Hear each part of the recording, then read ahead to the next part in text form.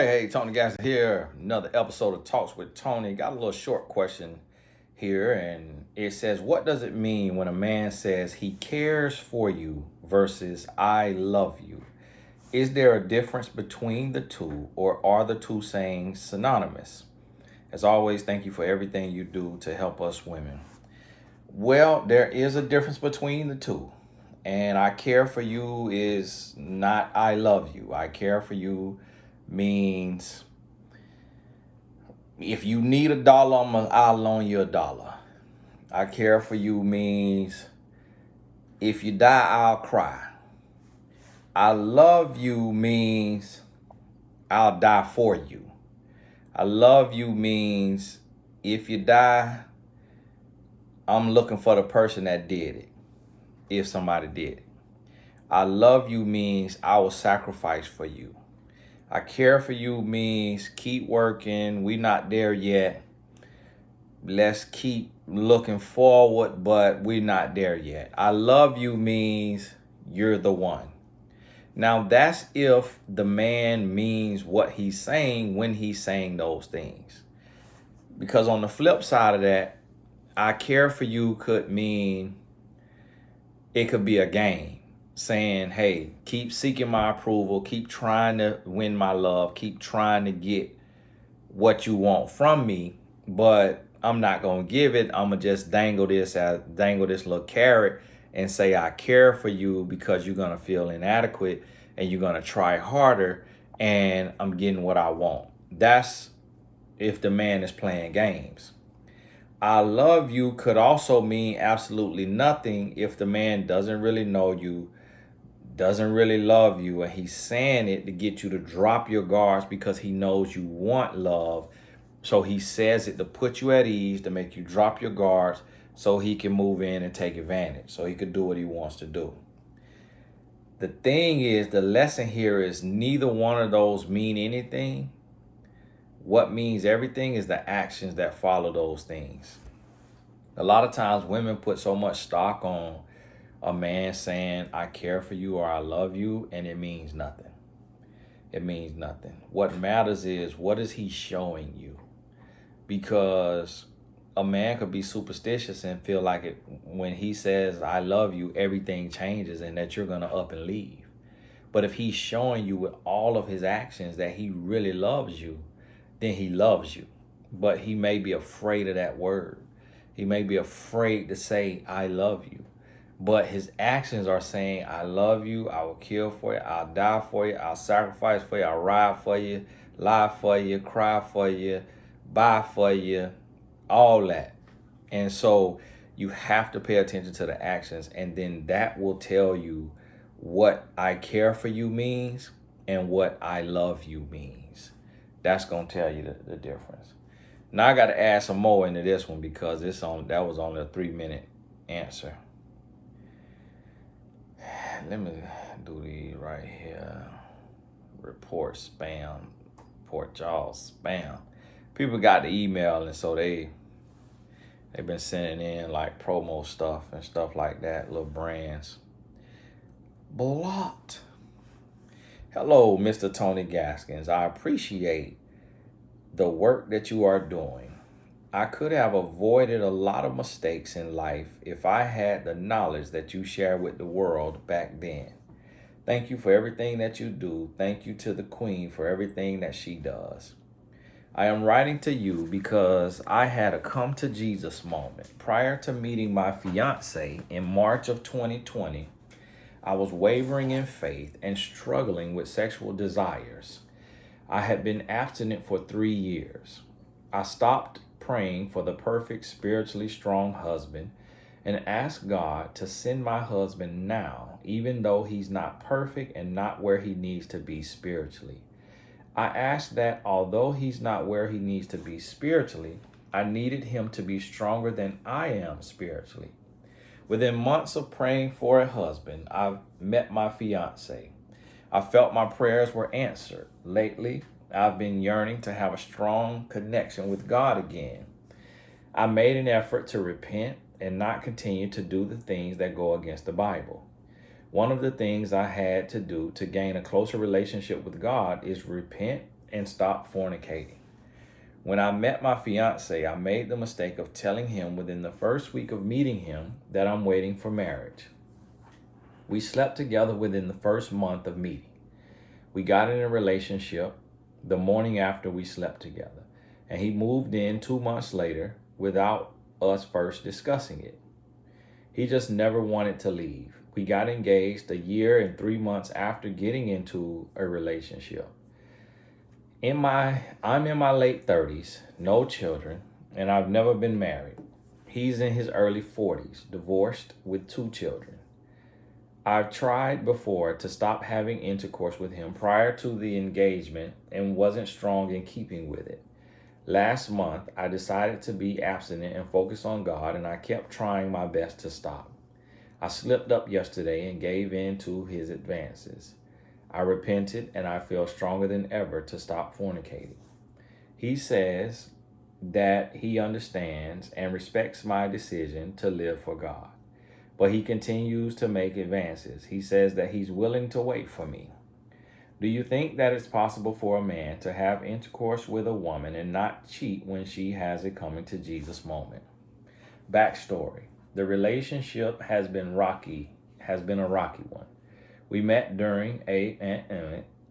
He was unemployed for the majority of our relationship. He started working after getting vaccinated. He's an alcoholic. I caught him messaging women who are public figures and asking them on a date. When I confronted him, he said he was drunk. He felt that I wasn't showing him affection, and he felt a disconnect with me. I reminded him that I also felt the disconnect, and I told him it's hard to be affectionate with an abusive drunk. The messages happened a month after our engagement. He's been verbally and illegally abusing when drunk. My relationship before him was also, I got the strength to put a stop to I told him, for those of y'all don't know, a lot of these words is not allowed on YouTube because it's not advertiser friendly. I told him that he can't enter my home with liquor ever again. Since beer is something that doesn't change his personality, I told him that I'm fine with him drinking beer. I also stopped keeping a secret. I told his family and my friend what he did. Since switching to beer, the relationship is no longer When he attempts to raise his voice, I check him calmly and let him know not to speak to me in that manner, and he stops. He has made an effort to stop catching an attitude with me, and he has watched how he speaks to me. He has a lot of physical and emotional plus issues stemming from his mother. She worked a lot and wasn't able to spend much time with him. And he uses as a coping mechanism. He watches Nasty Move even before I ever became abstinent. He said that he isn't into Angela, but he brought up using that during my times of being abstinent. Due to the negative things that have happened, I'm doubting whether I want to marry him and whether I should end the relationship. Things are better now, but so much has happened that I won't ever forget. Sorry for the lengthy email. Yep, you need to go. Yep, go on about your business. Yep, got to go. Whew, Lord, got to go. Got to go. Track shoes, out of there. Hasta luego. Hasta la blee. Bada bee. Got to go. Listen. Yeah, sisters, when you put that backstory in there, you put that as backstory. I was about to answer the email and just kind of go a little light, but listen. This man, he'll be on the bottle. This man go to using hands. Sister, you got to run. You got to run. But listen, it's a bigger lesson right here. The bigger lesson is the devil gonna give you what you praying for when you lose faith. That's the lesson. You was praying for one thing specifically. And then you got hot in your pants and you start praying to God to send you a butt buddy. You was praying to God to send you someone to fornicate with. Because you started saying you just wanted a man who he's not perfect and not where he needs to be spiritually. But although he's not where he needs to be spiritually, I needed him to be stronger than I am spiritually. And you were not very strong spiritually. So that was not a compliment to him. So when you lost your faith and you changed the way you prayed, the adversary sent you a deadbeat man. But you were so ready to get on your back that you did not recognize that he was a deadbeat man. You wanted to get your back blowed out, so you climbed up on them or on top of them, and you did what you wanted to do. Now, you had been abstinent, but you were struggling. So you have been abstinent for 3 years, but you were struggling with the desires. So while you're struggling with the desires, but yet you've been absent for 3 years, you really just you wanted you an oil change. You ain't want no husband, you wanted an oil change. I got to put some hand sanitizer on reading your email. You want that oil change. So here he come. What he do? He changed that oil. He changed that oil for you. As soon as you got that oil change, now you could put you 10 more thousand miles on your car. What I mean by that is now you ready to go back abstinent. Because you done got that back blowed out. So now you ready to go back abstinent for you another 3 years. But that's wrong to the man because you using this man. You say, come on over here. And when I'm ready to sin, you can sin with me. But when I wake up feeling righteous, you got to flip the switch and be righteous too.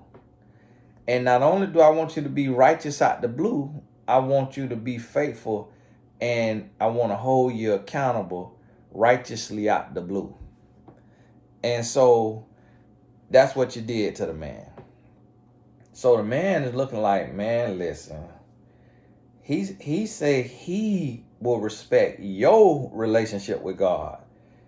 It don't sound like he got nothing to do with God. And then you in your late 30s, he's in his early 40s. He divorced with 2 children. He out there looking for him some fun. But because you said you a Christian, because you said you waiting unto marriage, now you know good and well that you were not waiting unto marriage. You know you weren't waiting till marriage. But because you told that lie, you made him see you like a challenge. But you knew you wasn't no challenge because you knew you've been struggling with the desires. And you've been on ice for 3 years. So you knew you wasn't going to be no challenge. But you made yourself look like a challenge, which made him want to have you. For a poor man's ego, and when I say poor, I don't mean financially. I'm just saying just a man. For a poor man's ego, when you take a man who don't really love God and fear God and reverence God, and you put him up against God, and you say, okay, it's you versus God. So I said I'm abstaining from the bedroom to please God. But if you can get me to change my mind, then you can have this here. So now this man is him versus God. So when this man who is sacrilegious and don't really love the Lord get a self-proclaimed Christian woman on her back, the big O, the ORG, A, S, that come from that act feel so good to that man, because he not only doing that to you, he doing that to your so-called God. So now you're not just sinning against God.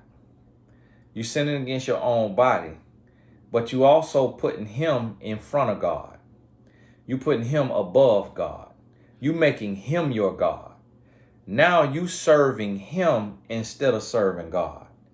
And now he gets the high of saying, this woman is choosing me before her salvation. This woman is choosing me over God. This woman has the right and the option to please God or to please him, and you choose to please him. How powerful do you think that make this distraction of a man sent to you by Satan? God is never going to send you a man that's going to take you further away from him. God is not going to send you a man that is a drunk that put hands on you. So this man do not know God in the least.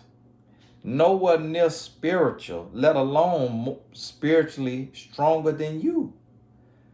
This man can't tie your shoes. This man is a complete distraction, decoy, decepticon, whatever you want to call it, sent to you by the adversary himself to make a mockery of God in your life. And you playing with the Lord. And sister, I believe in grace, but I also believe in reaping what you have sown. So I'm going to tell you what, you need to close shop, and you need to go and let this relationship go. And you need to move on. You need to repent. Don't carry no guilt. Repent, move on, and you need to go back to praying your original prayer. And the next time when you meet a man, you need not fall into bed with him. You need to hold him accountable and stick to the word that you done said. And if you don't know if you abstinent until marriage, then don't open your mouth and say, I'm abstaining until marriage. Because now you're making yourself look bad. You're making yourself look like a liar. And you're making a mockery of God. So listen, you got to feel this in your chest. I know it hurt, and I know people want to holler about grace and God don't want to feeling guilty and all of that right there. No, you need to feel this. You need to feel this so you could heal, so you could grow, and so you could change. You need to feel this. You need to feel this now. Trust when I tell you. So listen, y'all stop telling men that you abstaining until marriage when you don't know what you're going to do tomorrow. Keep that between you and God so that if you slip and fall in that bed, this man don't feel like he got a victory over your God. This man don't feel like he got a victory over you. Keep that between you and God, and you do everything you can. But the thing about it is, you should not be in the back seat with a man. You should not be in your apartment with a man. He should not be in his apartment with you.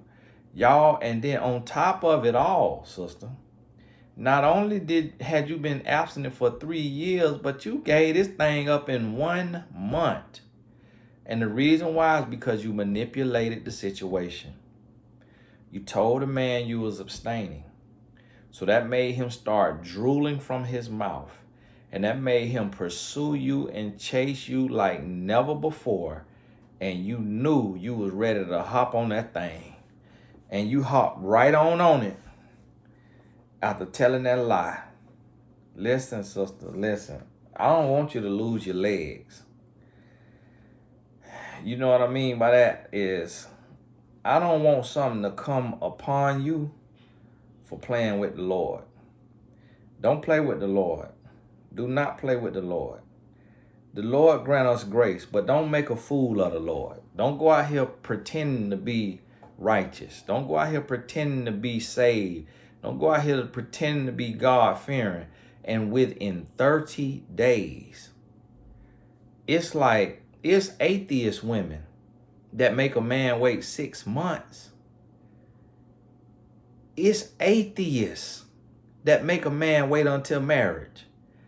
And then here you come hollering about a meeting with Jesus, and this man will nail you to that bed within 1 month. Come on now, sister, and you in your late 30s. You is too old to be falling for that. Come on now. Come on now. You need to shed your tear. You need to shed your tear, because you got to repent and you got to feel this. Don't get to 30-something and play yourself like this. Like this right here supposed to happen in your early 20s. Not no late 30s. You done been around the block too many times. Come on now. And listen. You fiending. You were fiending for the peening.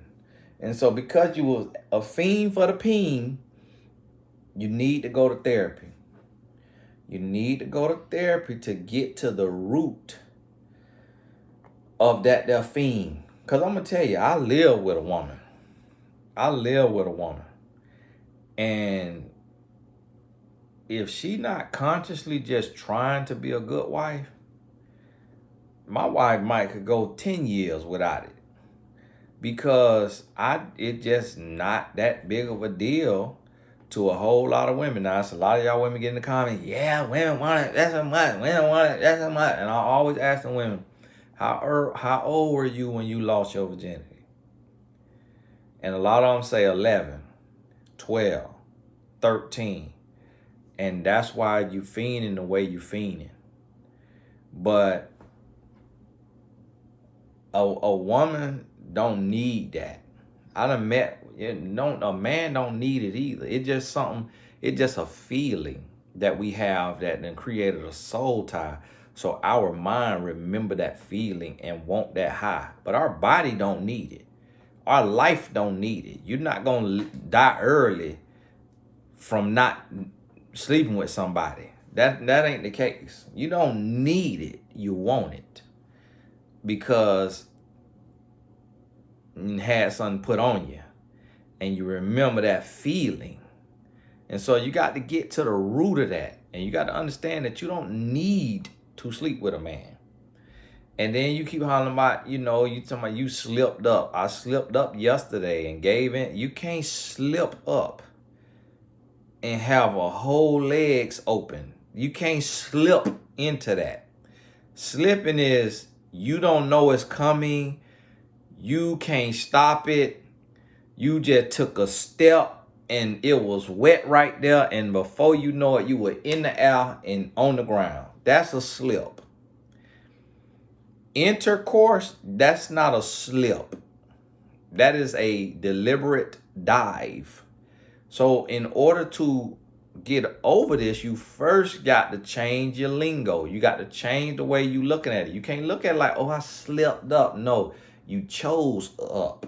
You made a decision to get in that bed. So you got to be real about that. And when you real with yourself now, it's going to help you heal. It's going to help you grow. And then you could go forward. And you got to stop letting this man compete against the Jesus in you. And then letting the man win. Because you giving God a black eye. In this man here, so now the man done lost respect for you. He living off of you. He done moved in. He living off of you. And he don't respect you. That's why he drank like a fish, cussed like a sailor, and he put hands on you. He does not respect you. Because you used the name of the Lord and then showed him within 30 days that you're a hypocrite. This relationship over, sister. It ain't no coming back from this. So cut it short. Go back to your prayer that you had with the Lord. Go back to your prayer and move on with your life now, sister. Move on with your life. Hey, this Tony Gaskins. God bless you. If you want to send your letter in, send it to inbox@TonyGaskins.com. Inbox@TonyGaskins.com. God bless you. We'll talk soon.